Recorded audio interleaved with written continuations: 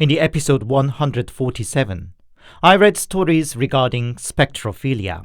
The dictionary definition of the big word is basically a form of fetish lusting after a ghost. But in Korean context of so-called 귀잡, the dynamic is reverse. Basically, it's the ghosts that lusts after us people. Since I made that first episode about this weird phenomenon, I was a bit surprised to find on the Korean web there are plenty more accounts about 귀잡 or spectrophilia, for lack of a better term. As usual, one can't take posts and stories on the internet for the face value, but at least one can speculate not a small number of people are interested in the subject. One thing to note is, in discussing spectrophilia in Korea, there aren't much sense of Christian religion type of sin and guilt. Largely the matter of sex in Korea may be deemed as a moral issue, but not a matter of religious sin. The risk or danger of spectrophilia lies not in committing a sin, but more in ghost trying to suck up the life energy of the victim through the sexual act. Today's stories are more anecdotal and don't have the complete arc of beginning and end as in the last episode, but I try to choose more bizarre and more amusing ones among lots and lots of other anecdotal accounts. As a disclaimer, none of the stories are explicit, but because they are discussing inevitably a sexual context. If you are a minor, don't want such a content, or are sensitive to such a subject matter, this episode may not be for you. So, here are 7 allegedly true accounts about spectrophilia. As always, handpicked, translated and narrated by a host. Anthony.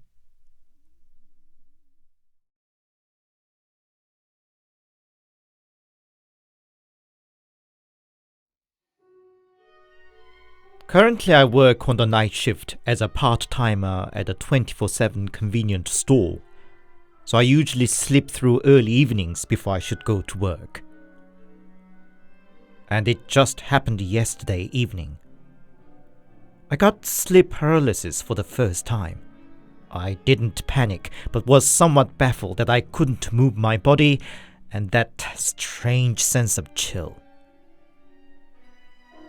Then I saw somebody crawling over to me and looked straight down at my face. I must say she looked really pretty, a cute yet sharp catty face, just like the ideal beauty to my taste. Then somebody sent a message to my phone. I sleep with my phone right next to me. The woman took up the phone and seemed checking the message. Password lock didn't seem to stop her. She gave a look at me sideways and said, "Who's this bitch?" I wanted to say, "Just a friend," but my mouth wouldn't move. The woman pushed her face right up to mine and whispered, "Don't you dare flirt with other girls. I'm gonna kill them all if you did." Then she grabbed my face with both hands and gave me a deep kiss. "That'll be 701, she said. And my paralysis finally broke. It left me so disturbed that I didn't feel like going to work. But that's not an option, was it? At the end of the shift, I checked the cash left in the cash register and found 701 short than it should be. I double-checked, but definitely 700 was missing. Could that have been what the woman talked about? I'm now so scared that I don't even dare to talk to friends, just in case.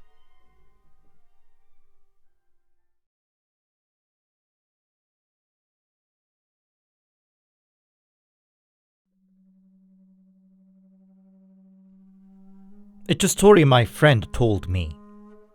She and her hubby are a newly wedded couple. One weekend they went on a trip. When they found the holiday cottage they booked was tucked away in a remote corner and was not even marked on a map app, they felt a bit baffled. but the dusk was already setting, so they just settled in the cottage for the night.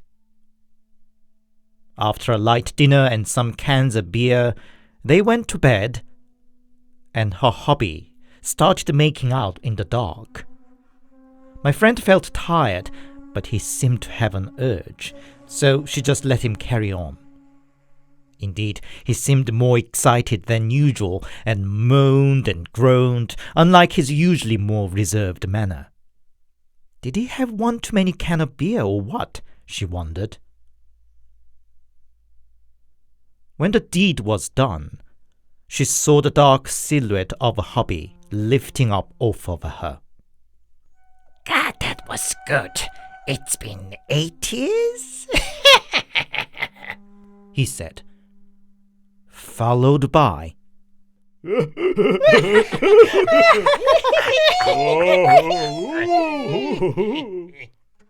a dozen other voices, giggling and jeering from under the bed. My friend was startled and sat up and found her husband deep asleep next to her. She was so terrified that she could just silently shiver and shed tears all night long. And as soon as the dawn broke, she woke hubby up and hurriedly left the cottage.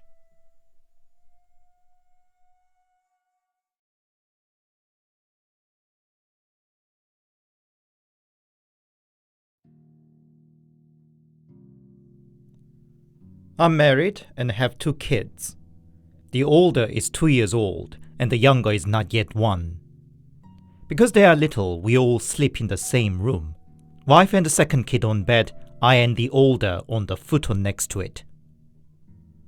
That night, the baby wouldn't fall asleep easily, probably because he had too much nap during the day. I anyway lied next to the older son to put him to sleep, and I think I dozed off too momentarily. In the half-asleep state, I heard my wife taking a shower. Aha, she's looking to do it tonight, I thought, and felt a bit excited. Then I heard our baby fretting on bed. He must have noticed his mom wasn't next to him. I thought I should get up and lull him, but my body felt so heavy, and I helplessly fell deeper into sleep.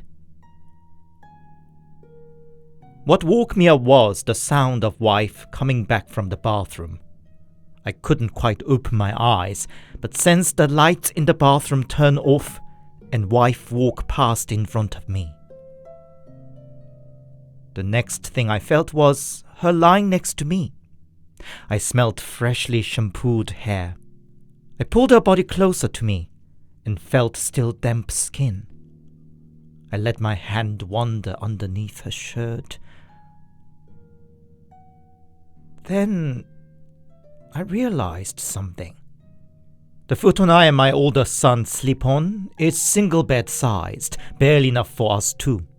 Basically, there isn't enough space for another person. Was my wife then lying on the floor outside the futon? But by fact, I know my wife hates cold and would never willingly lie on the cold floor, not especially fresh out of shower. "Do you want it tonight?" I heard her saying in a low voice.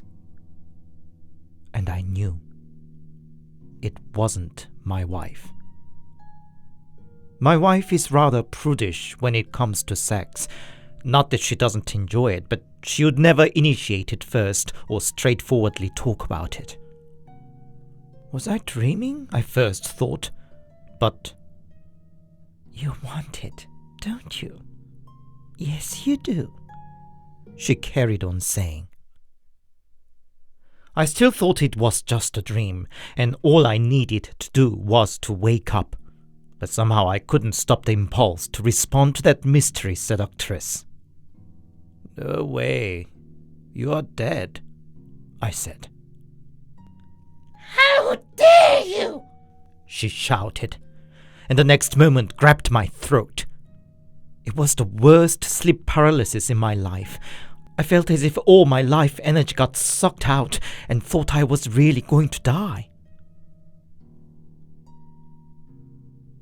After about 5 minutes of such a struggle, I suddenly got up. I saw my wife sit on the bed, lulling the baby. I asked her if she lied down next to me earlier, but she said no.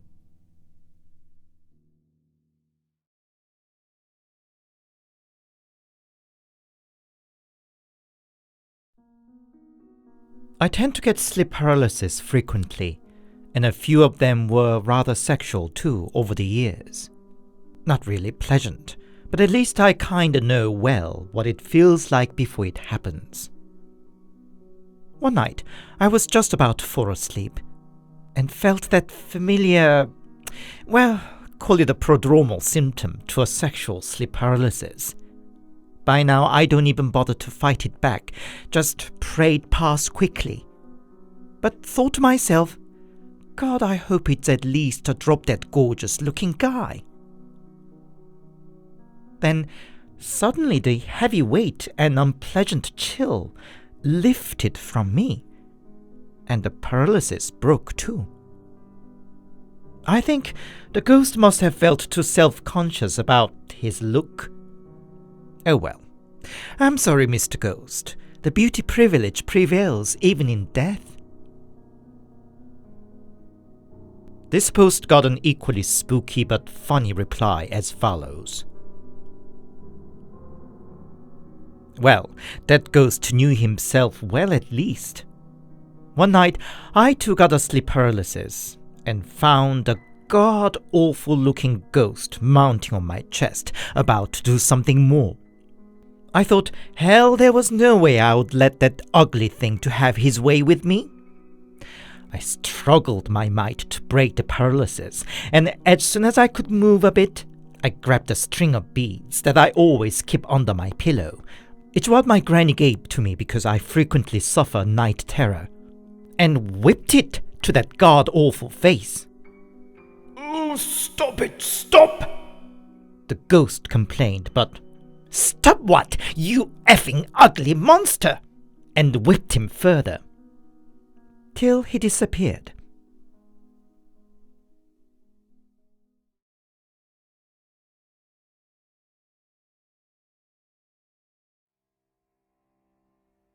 I'm a 20-year-old woman. I enjoy reading other people's horror mystery stories occasionally, but I've never thought I would get to write my own post. But I'm feeling desperate and hoping somebody to give me a word of advice or help. At first, I just thought it was another sleep paralysis. I was sleeping on my side and felt something brushing over from my breast down to my side. It was cold and unpleasant, like touched by a bunch of sticky wet grass. I wanted to get up, but I couldn't move. I've had sleep paralysis before, so I didn't find it scary, but still plain unpleasant. Next moment, I felt the same wet, cold sensation on my back and hips, now wrapping me up from behind. I struggled to move, or at least scream. But then, cold sensation crammed between my legs, and I felt all my energy sucked out of me, leaving me totally helpless. It didn't feel like a real thing, just cold and numb between my legs and in my abdomen. I must have fainted or fall back to sleep at that point. By the morning, I just thought I had a nightmare. But the same night terror continued, and it gradually became more and more real. Now I can see who that is too. A man in his 20s, a kinda bare, and doesn't look evil. The sensation I experience also has become more real. The penetration, the pain, the pleasure, even the ghost reaching the climax. The setting remains more or less the same. I find myself in some sort of forest deep in a mountain. It should be early spring, and I feel very cold. So cold that I want to cry. I want to get out of there, but lay myself down on the ground against my impulse. Then the man appears, and has his way with me. And when it's done, falls asleep holding me in his arms. Last time, I cried and pleaded to him to let me go. He doesn't look evil either. Can't he have a pity on me? But he didn't respond. Even his post-coitus hug is rock solid that I can't run away even after he falls asleep. If we were just one off, it could have been just my suppressed libido manifesting or something. But how it always feels cold, like I'm doing it with a figure made with eyes. How the almost exactly the same setting repeats, and with the same guy all the time too. Make me think it probably is a genuine case of spectrophilia. So far, it hasn't affected my waking hours, like feeling exhausted or hazy. But the same dream should repeat 8 times this month already. I'm afraid it can't be all benign. I really don't know what to do about it.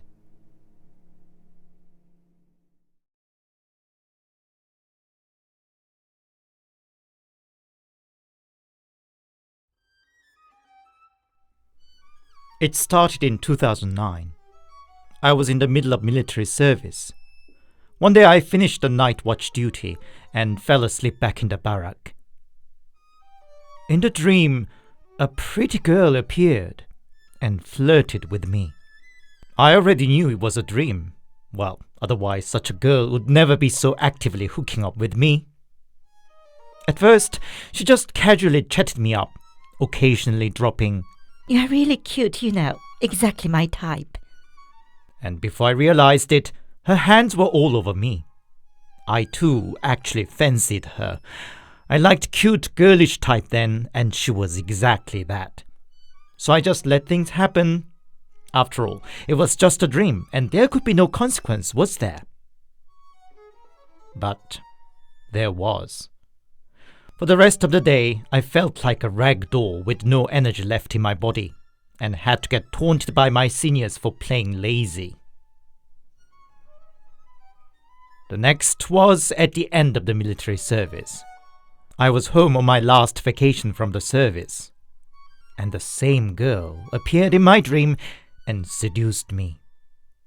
I learned the fun even in the dream had a consequence, so I resisted.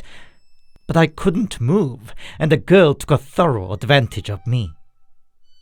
I must admit, the ecstasy I felt was indeed out of this world. But the pleasure came with the same heck of a price, and I couldn't do anything for the rest of the day.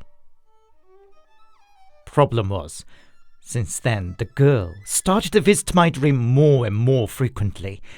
It really started ruining my day-to-day life too, but she was relentless and even started abusing me in my nap too. I decided I couldn't take it anymore. That night, I went to bed literally with my hands in a tight fist.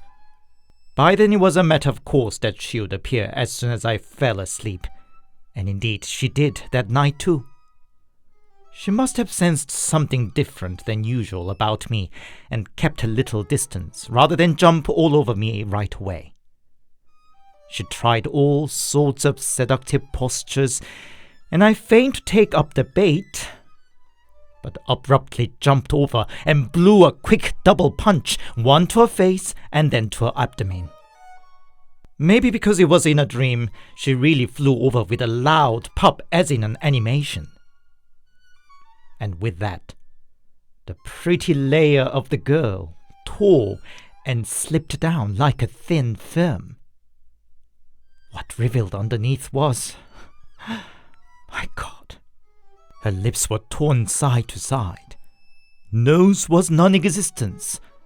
Her sparse row of teeth were all sharp and horrible, and her body was bony. I bursted into a hollow laughter.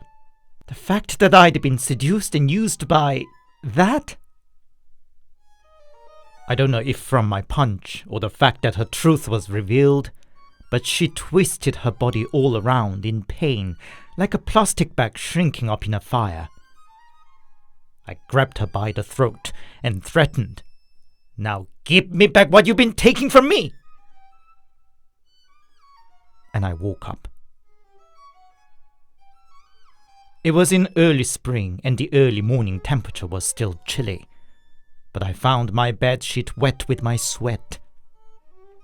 I could return to my normal self and routine, and picked up the exercise too that I'd been neglecting. It was a few months later that she appeared in my dream the last. Actually, she didn't even take up a form, but appeared as a whiff of hazy smoke. But I instantly knew it was the same entity. Unlike in the past, she didn't even dare to come near me, and just nervously wandered around me, and then screamed shrill in my ear, and disappeared. Since then, I never saw her again, nor I suffered any sleep paralysis.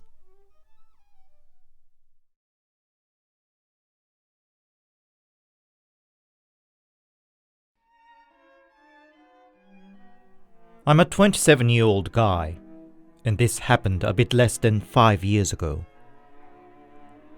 I just finished my military service then.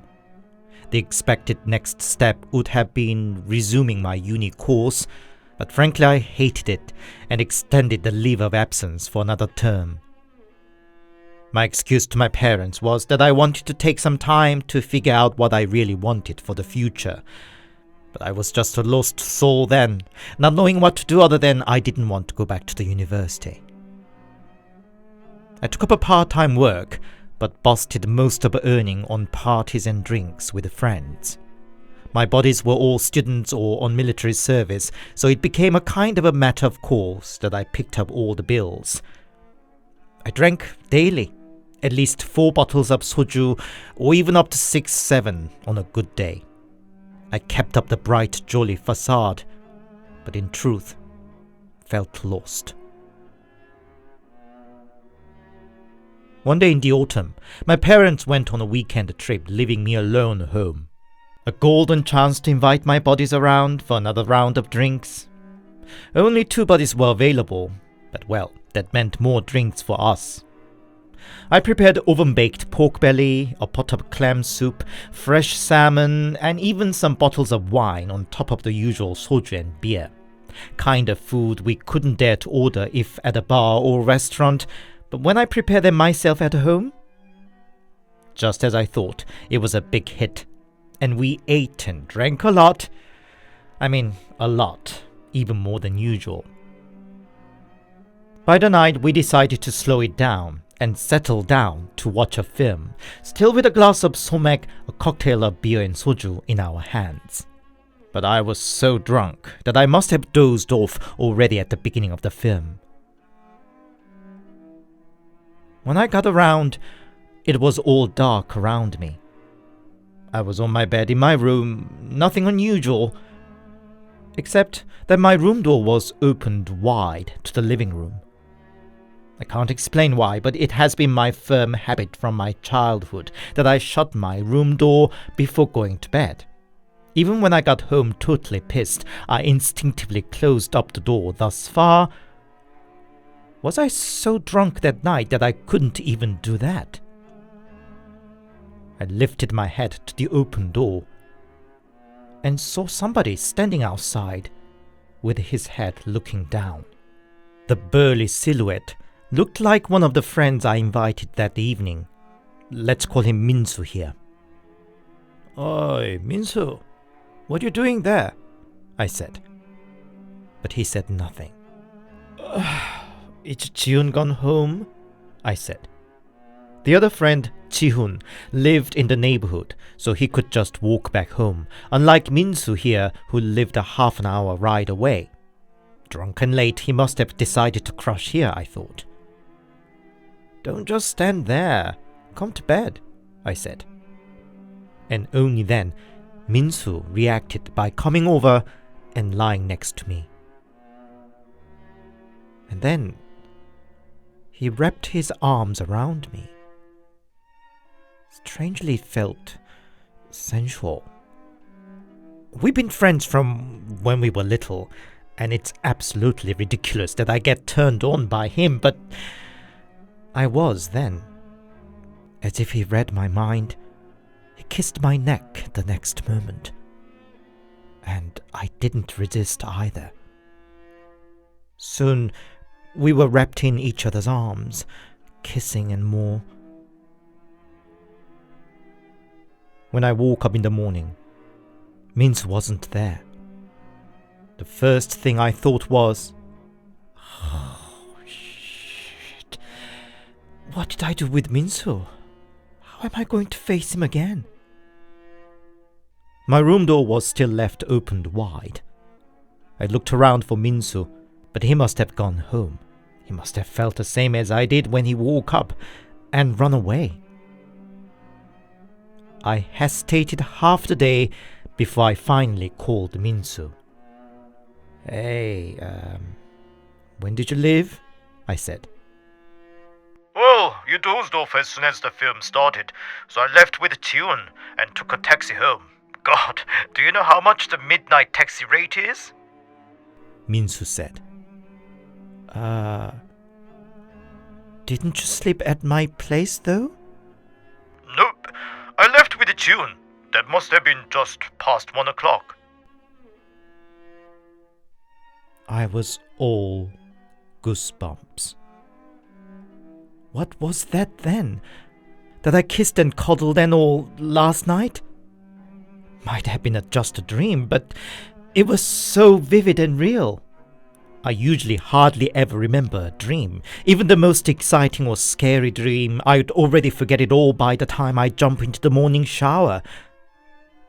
But what I felt that night, how the lips felt against mine, the warmth of the hand brushing against my back, all remained vivid with me for days and weeks afterwards. And the fact that the room door was left opened when I woke up in the middle of the night and remained open in the morning might seem like a small detail, but considering I've literally never done that from my childhood. Later I talked about that night to Minsu, a toned down version that we just kissed. And God, Minsu almost killed me. Looking back, it was probably because I was particularly on the low point of my life. Either my ailing mind conjured it up, or something took an advantage of my weak state.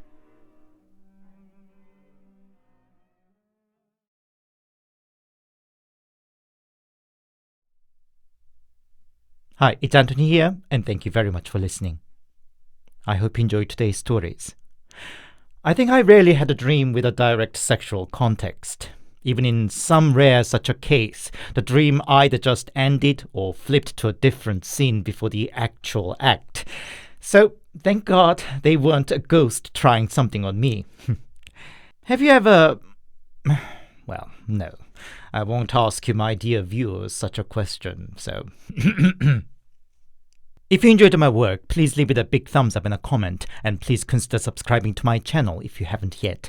If you're supporting me more directly, you can buy me a coffee on my Buy Me a Coffee account, the link's in the description, or use the Super Thanks option here on YouTube for a small donation. Thank you. Next week will be the last episode of the year. Keep warm and keep well. Until next Sunday.